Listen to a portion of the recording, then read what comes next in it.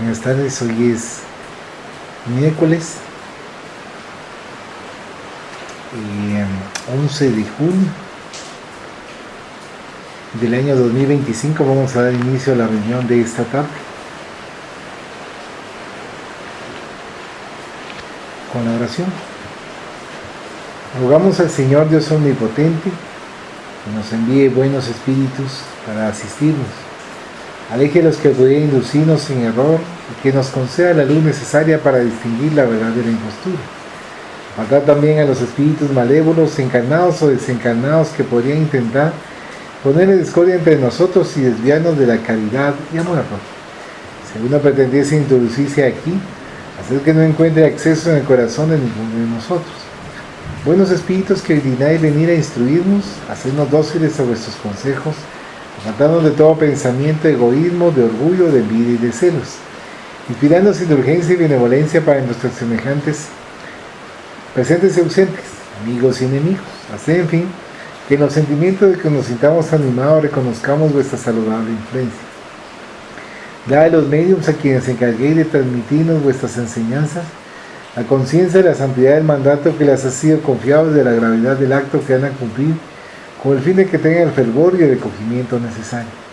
Si en la asamblea se encontrasen personas que fuesen atraídas por otro sentimiento que no sea el del bien, abrir sus ojos a la luz y perdonarles así como nosotros les perdonamos si vinieren con malas intenciones. Rogamos especialmente al Espíritu de Genaro Valladolid, nuestro guía espiritual, que nos asistan y vele sobre nosotros. Que así sea. Continuamos con la lectura del libro Por los Caminos de Jesús, psicografiado por Divaldo Pereira Franco, dictado por el espíritu de Amelia Rodríguez. Nos toca la página 62, numeral 7. En Transjordania, la libertad. Árida y calcinada, aquí hay la tierra castigada por las corrientes de aire caliente y la inclemencia del sol. La Transjordania está constituida por mesetas que se extienden a uno y a otro lado de la inmensa depresión del Gor, por donde corre lánguido y generoso el río Jordán, que se prolonga surcando el suelo calcáreo hasta la inmensa fosa del Mar Muerto, a casi 400 metros de profundidad con relación al nivel del Mediterráneo. Estas mesetas resecas están formadas por elevaciones volcánicas donde se esparcen desiertos y estepas que ocupan 4/5 del área territorial. Solamente en la región por donde corre el Jordán el clima se hace más placentero, con un calor húmedo y favorable para algunos cultivos como los de cereales, plátanos y frutas cítricas. La jornada se anunciaba difícil. El maestro había alcanzado el clímax de su ministerio en Galilea y programaba dirigirse a Jerusalén. Con todo, deseó alterar el recorrido y seguir por otros caminos sin atravesar Samaria. Lo atraía el otro lado, la región oriental. Él deseaba sembrar la palabra de luz en la tierra de los corazones que la desconocían. Por ese motivo optó por subir a Jerusalén, venciendo los paisajes resecos e ingratos de Transjordania. Era necesario fecundar el suelo difícil con el abono del sacrificio y alentar a los depositarios de los bienes divinos, acomodados en la indolencia e indiferentes, con la esperanza y la motivación para el cultivo del amor.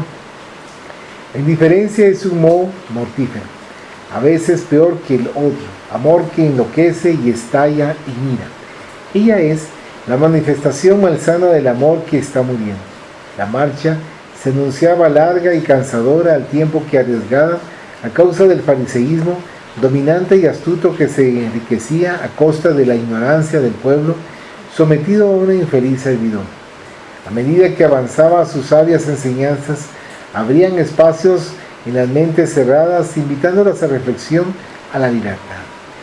Cada lugar, cada trecho del camino, su presencia y su voz disipaban las dudas, dirimían los conflictos. Tras su paso, quedaban impresas en las almas las flechas luminosas que señalaban los rumbos de la seguridad a fin de que los hombres pudiesen alcanzar los refugios de la paz. Durante la sinfonía de los acontecimientos, Pedro, que también se dedicaba a la tarea con extremado celo y abnegación, le preguntó en la primera oportunidad: ¿y nosotros? que lo hemos dejado todo y te hemos seguido. Pie de página, Marcos 10:28 al 31, nota de la autora espiritual. Había sed de ternura y recompensa. Cuando aún no se sabe amar verdaderamente, siempre se espera retribución. El amor, en cambio, se basta a sí mismo, satisface al corazón de quien lo da y vitaliza al de aquel a quien le ofrece. Autosuficiente, se enriquece y justifica a sí mismo. No viene de afuera ni se manifiesta con ruidos ni excentricidades. Surge espontáneo desde el interior de cada ser y se exterioriza como un perfume suave que termina por impregnarlo todo. El amor es pleno, es a la vez fruto y resultado, es siempre amor, puesto que proviene de Dios y a Él retorna. En la primera fase de su expresión, cuando aún es frágil, el amor pide respuesta, espera ser compensado. Al fortalecerse renuncia a los intereses menores y prosigue amando. Jesús recordó aquella oportunidad en la que propuso a sus seguidores la opción entre los familiares y Él, de los bienes transitorios y los eternos. La interrogación del amigo, que hablaba en nombre de todos, lo llevó a responder: en verdad os digo, quien haya dejado casa, hermanos, madre, padre, hijos o campos por mi causa y por causa de la buena nueva, recibirá 100 veces más ahora. Y en el presente, en casas, hermanos, hermanas, madres, hijos y campos, junto con persecuciones, y en el futuro, la vida eterna. Muchos de los primeros serán últimos y los últimos primeros. La respuesta, que contenía toda una promesa de ventura, no omitía las luchas ni los testimonios. La opción por Cristo es una decisión definitiva sin el entusiasmo de la primera hora, que pasa y lleva a la deserción, ni la reflexión muy prolongada que pierde la oportunidad. Hay un momento de elección, de decisión. Una vez tomada la determinación, es indispensable abrazar la cruz, no mirar hacia atrás y seguir. Toda opción demanda la contribución del esfuerzo. Aún los caminos libres de obstáculos son vencidos con dificultad por los aspirantes que se movilizan buscando vencer las distancias. Las decisiones morales superiores atraen muchas veces flagelos para el cuerpo, la emoción, el alma. Elegir a Jesús y renunciar al mundo constituye un gran desafío para quien esté saturado de las ilusiones y las mentiras, pero no para aquel que sueña y se sumerge en los placeres. Los decididos que eligieron seguirlo aún en soledad, lo tienen. Es una soledad con Él que equivale a la plenitud sin los demás. Junto a esa agradable y reconfortante compañía, ellos se encuentran en los otros caminantes a su verdadera familia, aquella cuyos lazos no se rompen y cuya vitalidad no perece. Casas de amor en todas partes sustituyen a la casa abandonada en ruinas, sin sentido ni significado, frente a los corazones afectuosos que se convierten en los nuevos hogares de seguridad y reposo. No faltarán, sin embargo, los testimonios naturales. Quien elige se queda y sin una parte, y esta reacciona, a veces agrede y hiere. El mundo está hecho de utopías y sus usufructuarios se apoyan en la violencia para no perder el espacio que ocupan. El reino es limitado, no obstante cabe en el corazón que no disputa áreas ni propiedades. Esta renuncia ofende a los posesivos y dominadores de las cosas vanas. Al no poder someter las voluntades y virtudes ajenas a su talante enfermizo, embisten furibundos y calumniadores para demoler las construcciones de la honra, el valor, el bien, o intentan conseguirlas con las armas que disponen: la traición, el escarnio, la burla, la falsa superioridad. Aquel que los ame y comprenda, por ver los enfermos y necesitados, podrá perder la vida física en sus manos, o la honra en sus agresiones, o la paz aparente en sus actitudes beligerantes, pero ganará la vida eterna y con ella volverá para rescatarlos de sí mismos, reconocido por lo que hicieron sufrir y por apresurarle la victoria. La renuncia tiene precio y el éxito es su corona. La vivencia del Evangelio con espíritu de abnegación sustenta los lazos de familia, no lo rompe. Ante el matrimonio, los estudios, las profesiones, la criatura sigue su propio impulso y cuando no es aceptado en el hogar, avanza asumiendo riesgos. Es la elección por el ideal, o lo que le parece mejor. En lo que respecta a la conducta cristiana, el fenómeno es equivalente, con la diferencia de que el aspirante prosigue amando a los familiares y amigos que no lo entienden y hace lo mejor a su alcance a fin de no ofenderlos, dejando abierta la puerta del afecto para el restablecimiento de la comprensión y la amistad momentáneamente alteradas. Se avanza con Jesús y sin la familia. Al término de la jornada podrá extender sus brazos en dirección de la retaguardia y levantar a los que quedaron rezagados. En cambio, quedarse con los afectos pero sin Jesús es mucho más fácil, es mucho más difícil para todos. Una vez escogido el derrotero, surge la necesidad del equilibrio en la conducta. No disputar lugares, no exponerse a la lisonja, no ser el primero. La conciencia del deber impulsa al discípulo al servicio y al silencio del yo. Su mayor ambición consiste en apagarse para que él brille. Una sola cosa le basta: servirlo a través de la humanidad entera, su hermana. Aunque todos lo consideren en último lugar, él es el primero en la acción del bien y de la caridad.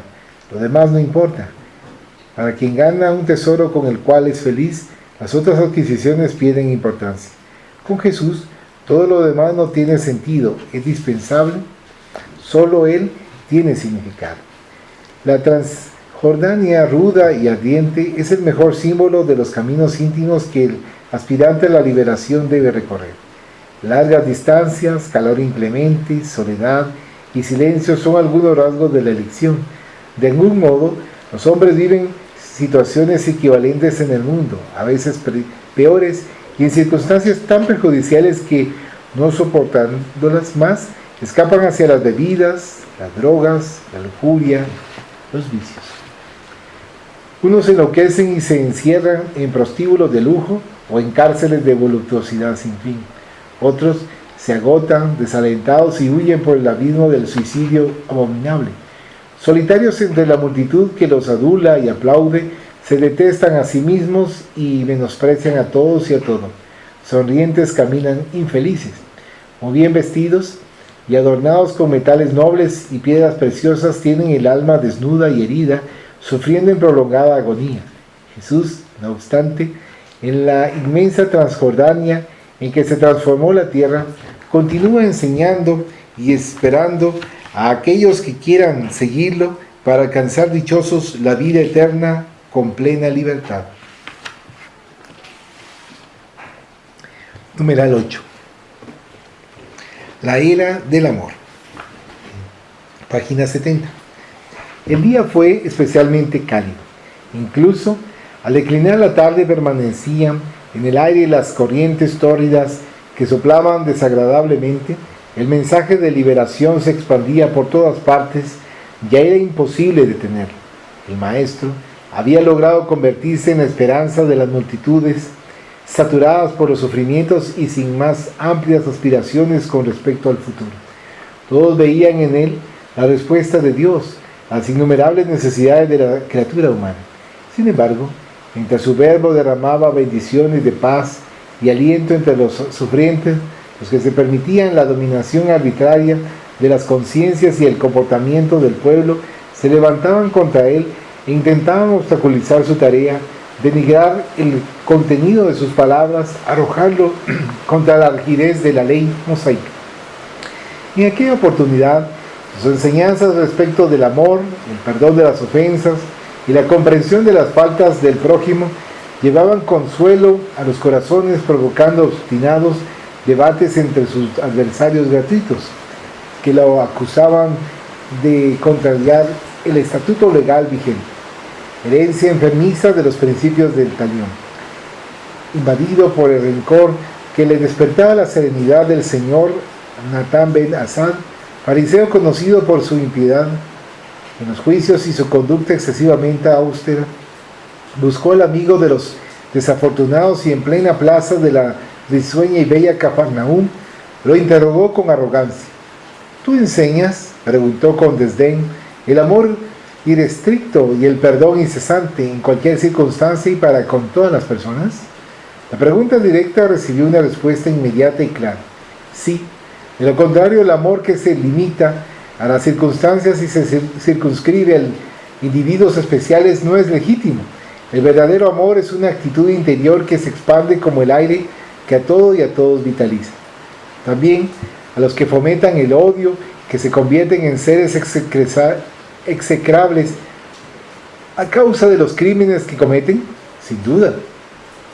A todos ellos también pues se encuentran más enfermos y necesitados que los otros y precisan la terapia del amor a fin de recuperarse del mal que los aflige para llegar a ser de este modo ciudadanos útiles al conjunto social. Y el criminal, insensible, replicó el fariseo con el rostro congestionado por la cólera sorda que lo dominaba, ¿no debe ser juzgado por las cortes encargadas de preservar la paz y el orden en defensa de los débiles? Hacer justicia, replicó Jesús con serenidad, no significa castigar, devolver con mal el mal que fue hecho, gozar con las miserias y ulceraciones morales ajenas. Hacer justicia debe ser, ante todo, proporcionar la oportunidad de la reparación, de la educación, de rebelde para una vida digna. En la raíz de muchos males encontramos a la ignorancia como generadora de todos esos infortunios. El criminal es un enfermo, víctima de sí mismo, por desequilibrios que ignora. A esta causa se le agregan factores sociales, económicos, emocionales, que fomentan la alucinación hasta que finalmente desborden el crimen en la delincuencia. ¿No será justo entonces, según tu código, matar legalmente al que mata, cobrar ojo por ojo y diente por diente a aquel que hizo desgraciado a otro, que le robó la vida, que dilapidó el patrimonio ajeno? La ley de amor procede del Padre, causa sin causa del universo, que establece el equilibrio en las leyes naturales como regla de felicidad y de orden en el cosmos. Castigar es reaccionar con odio. Cobrar un error con venganza es ser peor que el delincuente, puesto que éste es infeliz, en tanto que el juez, en nombre de la sociedad y debido al conocimiento que posee, debe estar sano emocionalmente y equilibrado en sus decisiones a fin de ser mejor que el criminal. Solamente el odio es vengativo. Como la venganza expresa la primitividad de la criatura humana, no puede ser trasladada al código de leyes en nombre de la justicia. ¿Será lícito pues dejar suelto al criminal a fin de que prosiga en su carrera destructiva? No habremos de llegar a tanto. La técnica del amor receta al delincuente la terapia del alejamiento temporario de la sociedad, tal como ocurre con un enfermo contagioso, a fin de que sea debidamente tratado para reintegrarse posteriormente a la comunidad de los sanos. El maestro miró fijamente al inquiridor con una mezcla de dulzura y sabiduría e intentó finalizar la entrevista diciendo: matar al asesino no restituye la vida a la víctima. Amputar los dedos o las manos al ladrón no devuelve lo robado a su dueño. Arrancar la lengua del calumniador no repara en modo alguno los males que la acusación falsa causó al otro. El amor rehabilita moralmente al caído, le ofrece los recursos para su propia recuperación, luego de la cual reparará los males practicados y seguirá más allá, venciendo las vidas por el camino con los tesoros de su buena voluntad, gracias a la conciencia de los nuevos deberes. Cuando el amor penetre la intimidad de los hombres, el odio, que es la enfermedad del egoísmo, cederá su lugar a la fraternidad y la comprensión. Y el perdón deberá concederse sea cual fuere el error perpetrado. Jesús paseó su mirada amiga por la multitud ansiosa que acompañaba al diálogo y concluyó: nuestro deber es perdonar 70 veces 7 veces cada error de la criatura, a fin de que aquel que perdona se sienta realmente en condiciones de ser hermano de su prójimo y sepa que el suyo es el amor por excelencia que procede del Padre y al que nada puede entorpecer su grandiosidad. Natán ben Asad movió violentamente su cabeza arrogante e hizo caer de ella sobre uno de sus hombros parte del talit. Pie de página, talit, en castellano taled, del hebreo talit, vestido manto, pieza o tejido de lana a manera de amito, en cuyos 4 ángulos cuelgan sendos cordones de 8 hilos, también de lana. Con él se cubren los judíos la cabeza y el cuello en sus ceremonias religiosas. Nota del traductor. de oraciones que le colgaba a lo largo de la espalda. Sacudió sus sandalias contra el suelo, levantando polvo, y se retiró vociferando sin querer entender la preciosa lección del amor. Como si nada hubiese sucedido, Jesús mantuvo el mismo tono de bondad en la voz y de gentileza en los actos, y continuó explicando. El amor es, en cualquier expresión, la presencia del Padre Creador para sustentar la vida y dignificar a sus criaturas. Un día triunfará sobre todas las coyunturas y regirá todas las vidas. Se iniciaba allí la era del amor sin límite, único antídoto contra el odio que perdura en los paisajes morales primitivos del hombre y que cederá su lugar oportunamente a la fraternidad y la paz en los días del futuro.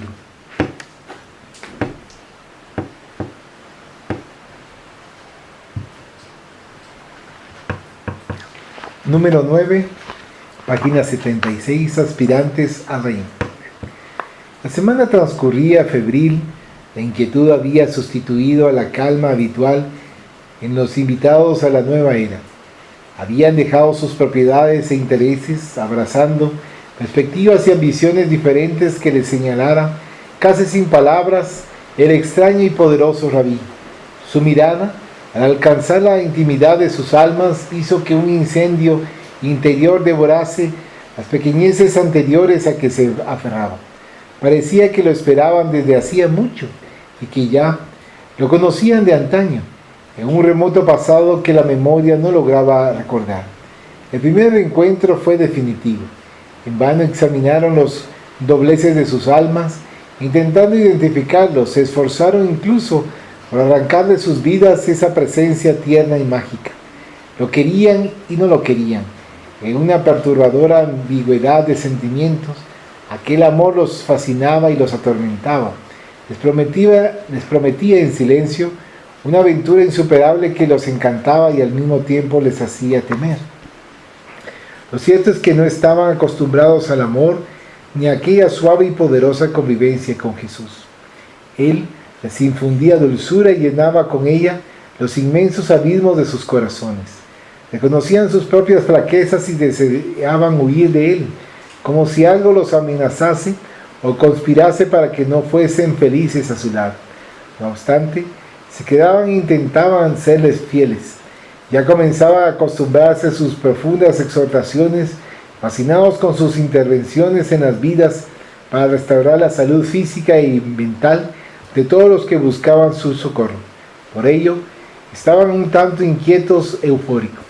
Por fin, habían sido colocadas las bases del reino al que él se refiriera tantas veces. Jesús les hablaba de la gran construcción, de la renovación de la tierra que se modificaría y del hombre nuevo del mañana.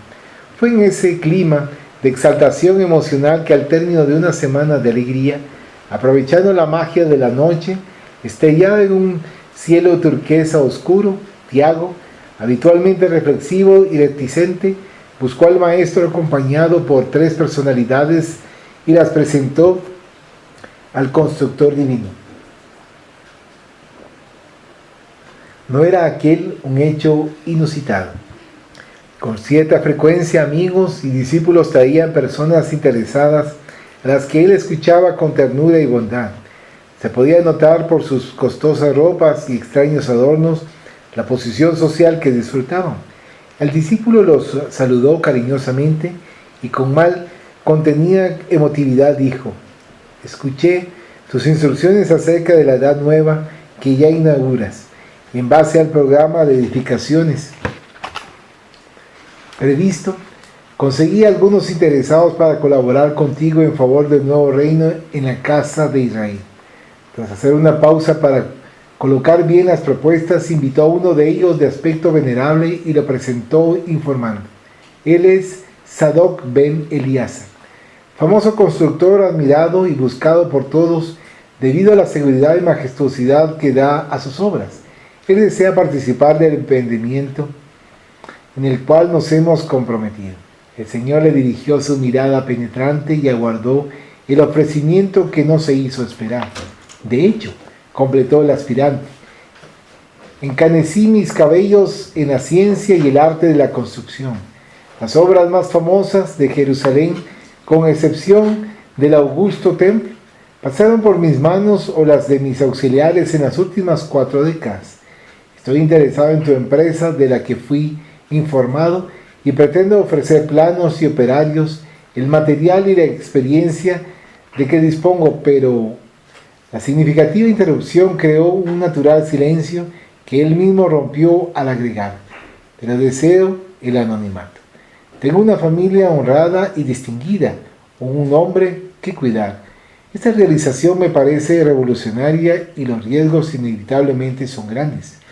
Roma nos oprime y el sumo sacerdote nos vigila. Cualquier desliz o descuido puede arruinar el programa. Yo no tengo el derecho de poner en riesgo innecesario a aquellos que confían en mí. Sonrió algo incómodo y se alejó con elegancia. El apóstol, contento, presentó al segundo amigo, de mediana edad, robusto, reflejaba la buena nutrición y los cuidados de que disfrutaba. Aquí tenemos a Melquiades Bar Josafá, uno de los hombres más estimados de nuestra generación, rico, es poseedor de grandes extensiones de tierra y señor de muchos trabajadores. Justo y bueno, se sintió atraído gracias a las informaciones que le di para cooperar con la tarea que se delinea.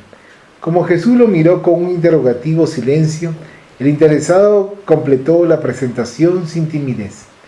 Mis bienes proceden de los ancestros venerables de nuestra raza, a la que tengo el honor de pertenecer. Presiento que el esperado revolucionario ya llegó y que eres tú. Así pues, me predispongo a ayudarte. Te ofrezco dinero y todo lo que necesites para la victoria. Sin embargo, no puedo presentarme personalmente en las acciones que habrán de desencadenarse. En este momento me encuentro bajo pesados compromisos que exigen mi presencia a fin de lograr soluciones exitosas. Me compete cumplir con mis deberes mientras asumo nuevos compromisos para el mañana. El maestro observó al tercer visitante que Santiago condujo con entusiasmo, informando: él es Benjamín, que viene de la casa de Judá y es especialista en estrategia militar. En estos días, consultado por patriotas insatisfechos con los romanos y también instigados por algunos de los sacerdotes más ortodoxos, le aconsejó esperar por no ser este el momento propicio para abatir al águila devoradora que consume las carnes de nuestro pueblo debilitado. Hábil y profundo conocedor de las maniobras militares, a pesar de su juventud se hizo consejero de experimentados jefes de guerra. Me oyó hablar de ti y se ofreció como aspirante. Sin aguardar la invitación para expresarse, fue vencido por el entusiasmo juvenil y añadió: es verdad, Señor. Desde el primer momento en que tomé conocimiento de vuestra tarea, percibí que ella era portadora de la victoria, un hombre que enternece con la palabra, que cautiva con el corazón, arrastra las multitudes y conmueve a los soldados. Líder natural, se convierte en símbolo de pueblo y agita a las masas. Vuestro verbo enardece y vuestro comando supremo arrebata. Así pues, me coloco a vuestras órdenes, listo para el combate. Estoy dispuesto a ofreceros mi experiencia. Soy joven y soñador, nada temo. A pesar de ello, me gustaría gobernar Jerusalén luego de las refriegas, cuando la victoria nos conduzca a la gloria. Habían emoción y alegría en el joven. Jesús, no obstante, agradeció gentilmente la oferta de los 3 nobles aspirantes y pidió permiso para retirarse de la sala. Tiago, decepcionado con la indiferencia del amigo, tras manifestar su agradecimiento a los visitantes con elogios y adulación, corrió ante la presencia del benefactor silencioso y sin ocultar su disgusto indagó: no te entiendo. Programas una obra, un reino nuevo y una revolución liberadora, y sin embargo cuando te traigo a los mejores no tienes siquiera una palabra de consideración, entusiasmo o estímulo para con ellos o para conmigo. Finalmente, ¿qué pretendes? Jesús recorrió con su mirada el infinito y muy tranquilo le esclareció: he venido a fundar el reino de Dios en las almas, sin apariencias exteriores. Los reinos del mundo son transitorios por más opulentos que se presenten.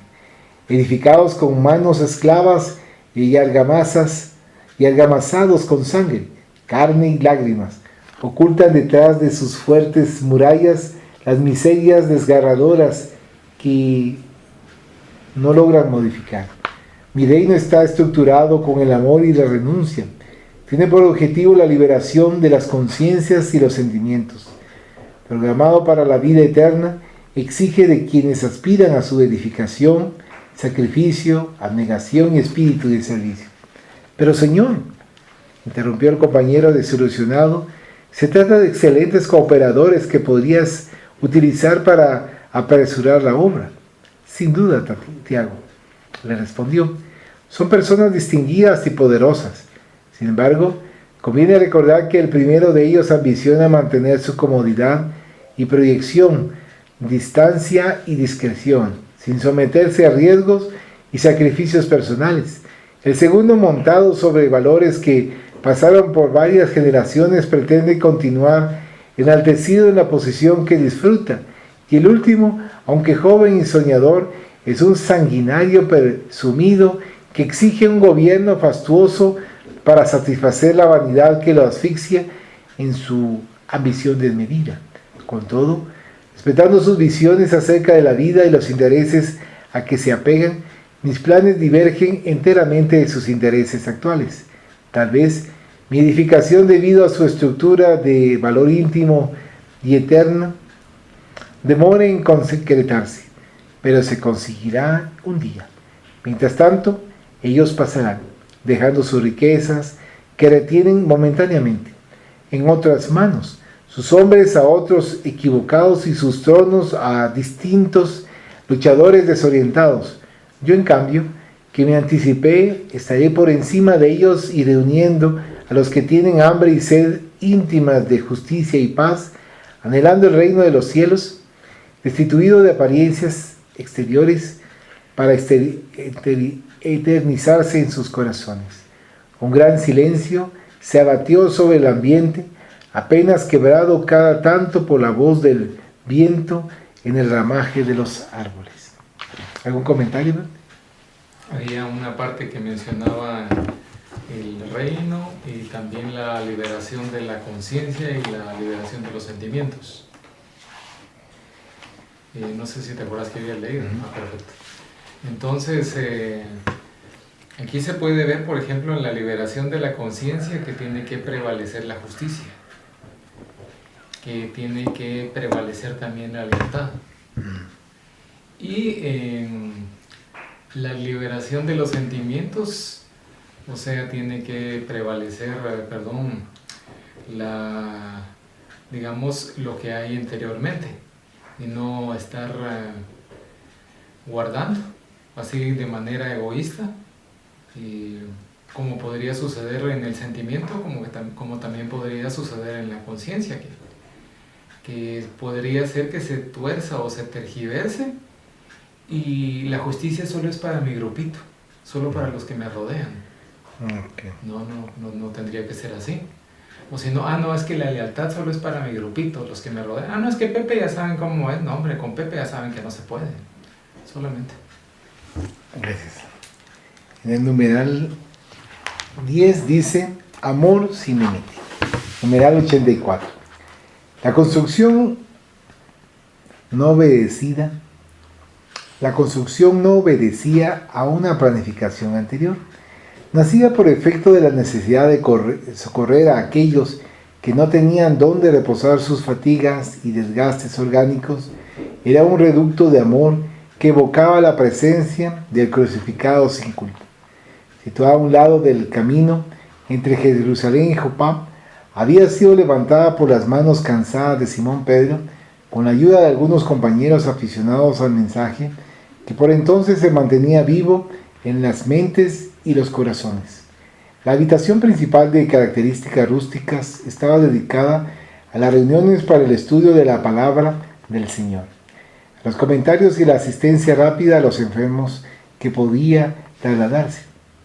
Lentamente surgieron los moribundos que no tenían a dónde ir y fueron anexados alrededor, otros compartimientos que sentían ocupados por niños abandonados y ancianos desvalidos por perturbados mentales y obsesos, que eran abandonados allí por la indiferencia de sus familiares despiadados y amigos crueles. A medida que se hacía conocida la casa del camino, mayor número de sufrientes llegaban con regularidad en busca de piedad y apoyo. Las dificultades se multiplicaban a medida que la escasez de recursos crecía en relación con el número de bocas hambrientas que llegaban. En una vista general, aquellos diversos bloques de construcción modesta hacían recordar a dos brazos abiertos que en el centro albergaban una edificación mayor. Se podía concluir que allí las manos abiertas de la caridad sustentaban la fe a fin de que nunca se apagase la luz de la esperanza. El pescador de Cafarnaúm era la figura central de la actividad socorrista, en torno de quien rondaban los problemas y quehaceres complejos. Tiago, el más ferviente al interpretar el pensamiento de Jesús, preocupado con la preservación del Pentateuco de Moisés, se mantenía relativamente distante de las actividades extenuantes y del contacto con las personas que consideraba impuras, que llenaban las distintas dependencias del refugio de caridad. Le parecía no pocas veces un desperdicio de fuerzas y de trabajo todo aquel movimiento y sacrificio que podrían ser canalizados hacia la salvación de las almas que se complacían con la observancia de la ley y de los profetas, y que demostraban interés por el conocimiento de la buena nueva. Simón, que conocía de cerca la pobreza y sentía el sufrimiento, se dedicaba cada vez más a la acción liberadora de la beneficencia, y no era raro que permaneciese hasta avanzadas horas atendiendo a los que llegaban, a los enfermizos, los atormentados y desfallecientes. Cuando la noche fulgurante de estrellas anunciaba su plenitud, él, cansado, iba en busca de su jergón para reposar por pocas horas. Tan natural le parecía la rutina que llegaba a olvidarse de las fatigas y hasta de sí mismo, intentando rehabilitar la conciencia de culpa que provenía de sus negaciones con relación al Maestro. Siempre que era invitado a participar de los comentarios públicos, como testigo de los momentos del Evangelio, se refería a la grandeza del amigo y a su propia fragilidad de compañero descuidado. El verbo, vertido desde el corazón sensible, adquiría en sus labios tonalidades de gran belleza, autenticada por el magnetismo de su vivencia. Se había convertido de ese modo en la figura indispensable durante las narraciones de los actos del Maestro, y los frecuentadores de la casa comenzaron a amarlo con respeto y consideración. Las noticias fascinantes, por su parte, atrajeron mayor número de interesados. Como se trataba del hogar de todos, donde se habían roto las barreras de los prejuicios y las divisiones, los enfermos morales y los equivocados comenzaron a frecuentarlo con inocultable alegría.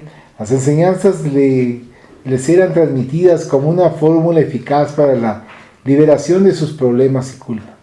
Era comprensible que se mezclasen allí las personas consideradas de mala vida con las otras tenidas por virtuosas que se veían obligadas a soportarlas. Algunas mujeres reconocidamente livianas y vendedoras de ilusiones, tocadas por la bondad de Galileo, participaban con asiduidad de las reuniones semanales por la tarde.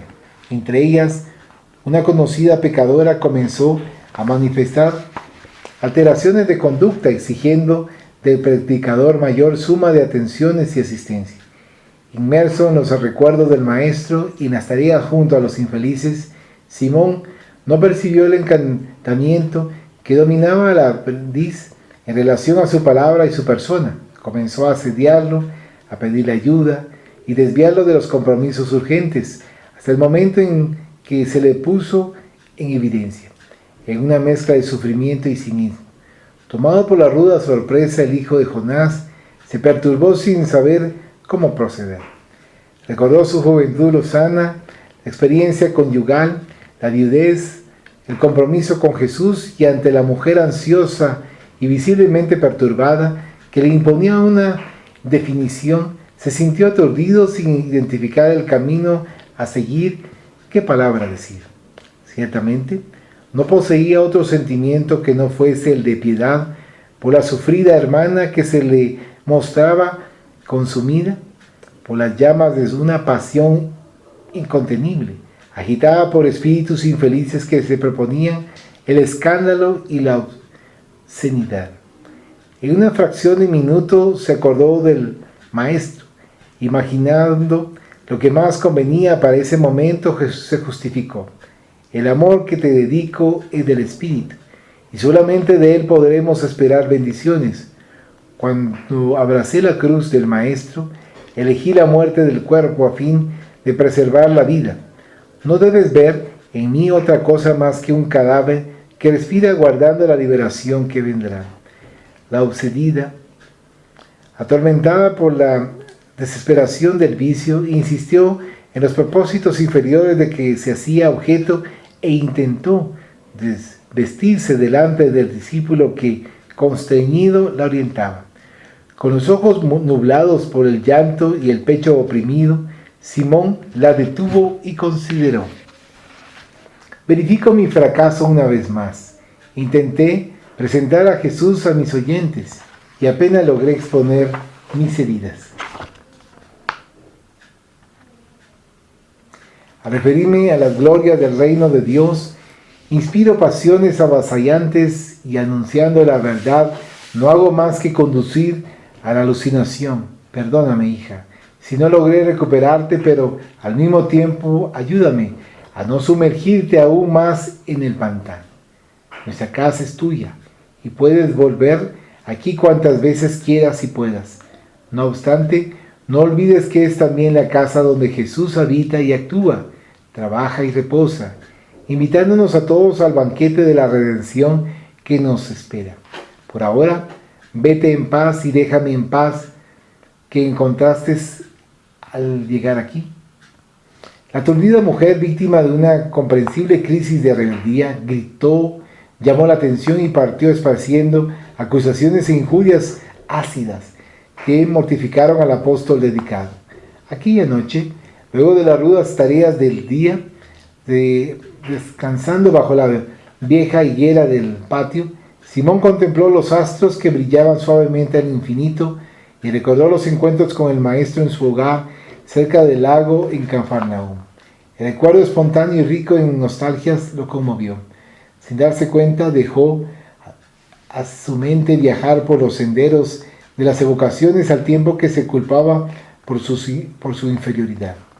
En ese estado, y aunque escuchaba la algarabía de los alienados en los cuartos cercanos, el ladrido de los perros hambrientos a su alrededor y la música mágica de la naturaleza, percibió más allá de la cortina de lágrimas la figura inmaculada del Maestro, sereno como cuando caminó sobre las olas del mar en dirección a la barca. Deseo estallar de júbilo,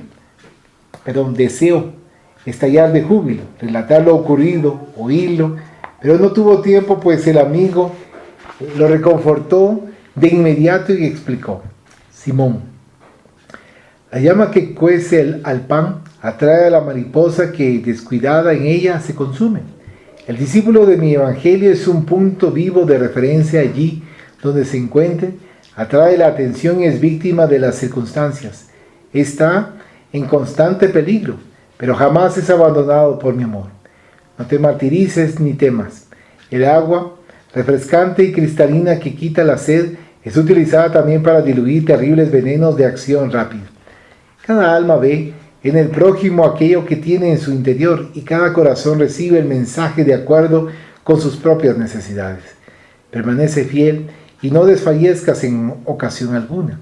El sacrificio mayor y más agradable al Padre es la sublimación del Hijo mediante la lucha diaria a fin de ganar vida y valor en el intercambio con un mundo que no lo respeta, pero donde puede realizar su ascensión hacia las altas cimas.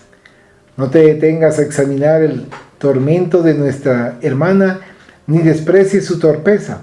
Ámala más, y la claridad suave de tu amor iluminará su alma, calmará su locura y la libertará de la red de tinieblas a las que se somete. Solo el amor, Simón, posee la fuerza mágica para solucionar todos los problemas. Por eso ama y ama con paciencia siempre, confiando en el Padre todo amor que gobierna el universo. Pedro deseó prolongar el encuentro, pero la figura diáfana se diluyó delante de él.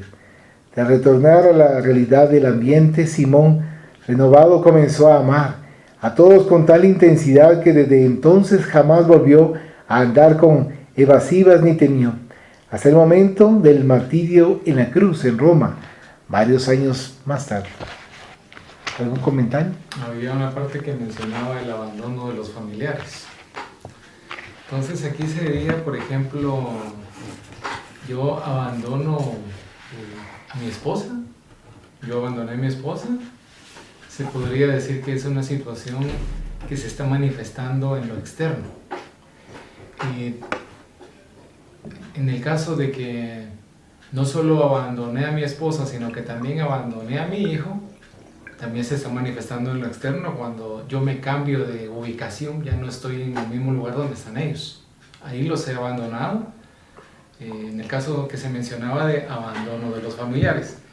Pero también hay otra situación que hay que tomar en cuenta, que ese abandono de los familiares no precisamente tiene que ser un cambio de ubicación física, o sea, un alejamiento físico, sino que ese abandono de los familiares también se puede dar incluso estando integrada y junto a la familia. Ya se está, digamos, dejando de lado a algún miembro de la familia, se le margina, no se le toma en cuenta. Ahí estamos dando a conocer también el abandono de los familiares, solo que en este caso conviviendo y estando en el mismo lugar todos. Solamente. Continuando con la lectura, dice, numeral 11, página 92. La ceguera mayor. Considerada una de las ciudades más antiguas de la tierra, Jericó, que en árabe se conoce como Aria, en Jordania, es un verdadero oasis entre las regiones áridas donde se sitúa. Sus fuentes brotan cantarinas y transparentes mientras los abanicos de hileras oscilan con la brisa suave del atardecer, contrastando con los naranjos exuberantes y casi siempre en flor. Surgida en el período neolítico, aproximadamente en el 7º milenio de antes de Cristo, estaba rodeado por fuentes murallas que, no obstante, fueron reconstruidas cerca de 16 veces tan solo durante el 3er milenio antes de Cristo. Conforme con la tradición, Josué la conquistó alrededor de los años 1400 a 1260 a.C., derrumbando al son de las trompetas las resistencias defensas que constituían un obstáculo para sus lanzas. Posteriormente, Herodes la reconstruyó con hermosos jardines, preservando su prestigio de ciudad agradable, gracias al clima del que disfrutaba. Jesús transitó innumerables veces por la festiva Jericó, centro comercial y agrícola próspero. Era el pasaje casi obligatorio entre la Galilea y Jerusalén. Siempre que allí estuvo, la multitud, fascinada por su verbo y sus hechos, lo acompañó. Las noticias, ampliadas por las emociones de los testigos, tejían a su alrededor una aureola de fantasías y absurdos, provocando desconfianza y maldad en los envidiosos de siempre. Sin embargo, la verdad superaba las exageraciones y quienes se sentían tocados por él modificaban el curso de sus vidas sin volver jamás a lo que eran. Ciertamente sus seguidores anhelaban la tierra, mientras que él promulgaba el reino de los cielos. Él era el amanecer diferente y los hombres el crepúsculo de una era. Él se convertía en la juventud rica en esperanzas y sus seguidores en la vejez de las pasiones. Él se revestía de salud y los necesitados exhibían las enfermedades y los vicios.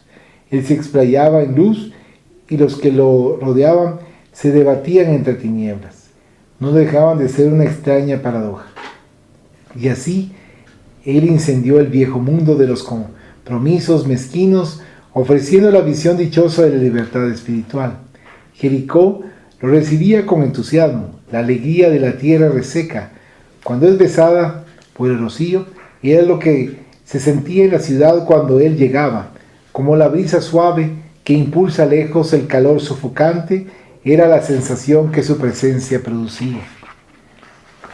No solo los desafortunados requerían su atención debido a la miseria económica, sino también los poderosos, igualmente portadores de la miseria de natural moral. Había en Jericó un conocido mendigo, hijo de Timeo, y por eso llamado Bartimeo, que era ciego. Pie de página. Marcos 10:48 al 52, véase en la obra Primicias del Reino, de nuestra autoría, del capítulo Zaqueo, el rico en humildad, nota del autor espiritual. Sentado a un lado del camino, arañaba la oscuridad en que se encontraba inmerso, rogando limosnas. La esperanza lo había abandonado, sustituida por el dolor que en él hizo morada. Los largos años de sombra lo marcaron con el desencanto, y junto al desprecio que sufría, hicieron de él un muerto que respiraba en un cuerpo cansado. Ningún ideal, ninguna alegría animaban su vida. La monotonía de la propia desdicha no empeoraba el cuadro de su infortunio, y no había motivo alguno que lo impulsara a ambicionar un poco de felicidad. La marcha de los desilusionados siempre está señalada por la sombra mezclada con sombras, pero no aquel día. La noticia de la llegada de Jesús a la ciudad lo dejó excitado, expectante. En lo profundo de su amargura brillaba un resplandor de esperanza, un hilo de fe que se convirtió para él en el estímulo que ya no conocía desde hacía mucho. Estaba inmerso en estas reflexiones alentadoras cuando escuchó a la multitud pronunciar el nombre de Jesús de Nazaret. Todo él se conmovió. Aquella era su oportunidad, la última.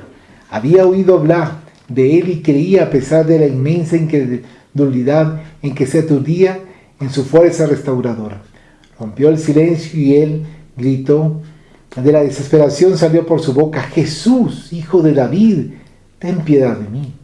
En lugar de despertar la compasión de los que pasaban, el egoísmo de todos ellos los reprendió, le pidió compostura, le exigió quietud. Tenían al maestro y lo querían para sí, sin permitirle la misma bendición a los demás. El infeliz, no obstante, sin temor y con el coraje de los desesperados, continuó rogando: Jesús, hijo de David, ten piedad de mí. El Señor, que sintió su ansiedad y su fe, se compadeció de él y pidió que lo llamasen, trayéndolo a su presencia. El paisaje emocional se transformó.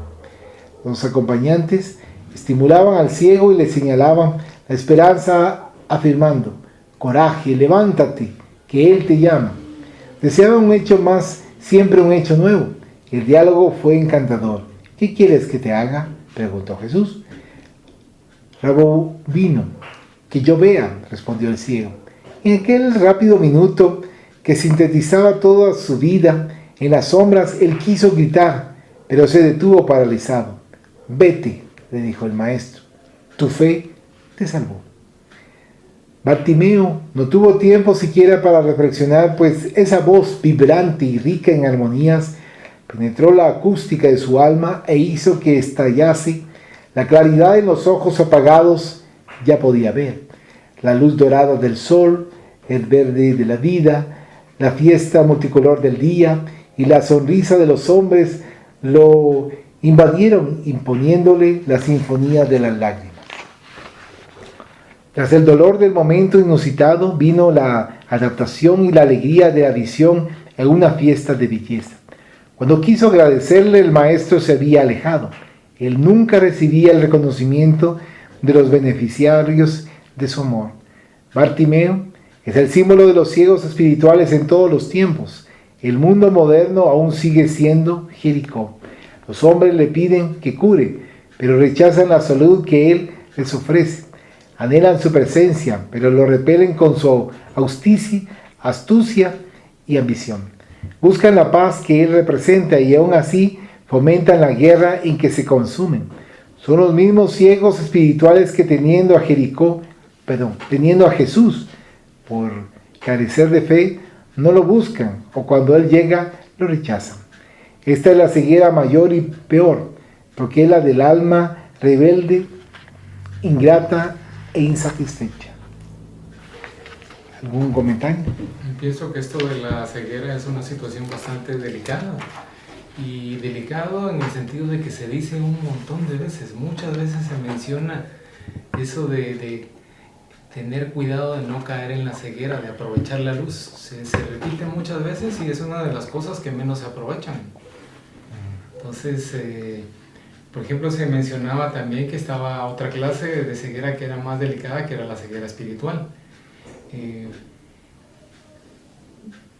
Viene alguien y nos dice, mira, estás mal en tal cosa, estás mal en tal otra. Ah, pero como lo dijo Pepe, entonces no le voy a hacer caso porque Pepe, ya sabemos cómo es Pepe, no tiene autoridad moral y no, es cierto que me hizo sentir mal lo que dijo, pero no le hagas caso. Pero no sabemos muchas veces de dónde va a venir el mensaje. Tenemos que tomarlo en cuenta y no desaprovechar las oportunidades. Puede ser que de alguien que nosotros consideramos que sea ruin, despreciable, venga la luz. Y esa luz tenemos que aprovecharla. Y para no caer digamos, en la situación de no aprovechar las luces o los consejos o lo que viene, que tenemos que saber nosotros de alguna u otra forma, tenemos que tener cuidado de no caer en la ceguera, porque si no es como poner un paraguas en el que ya no recibe uno ninguna de las ideas o de las oportunidades de poder tener más claras las cosas, que a uno se las están mandando por el medio que sea posible. Muchas gracias.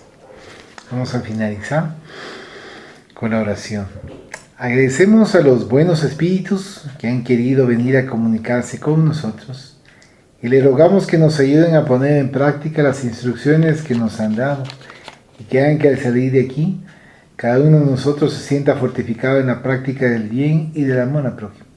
Deseamos igualmente que estas instrucciones sean provechosas a los espíritus que sufren, ignorantes o viciosos que hayan asistido a esta reunión y sobre los cuales imploramos la misericordia de Dios.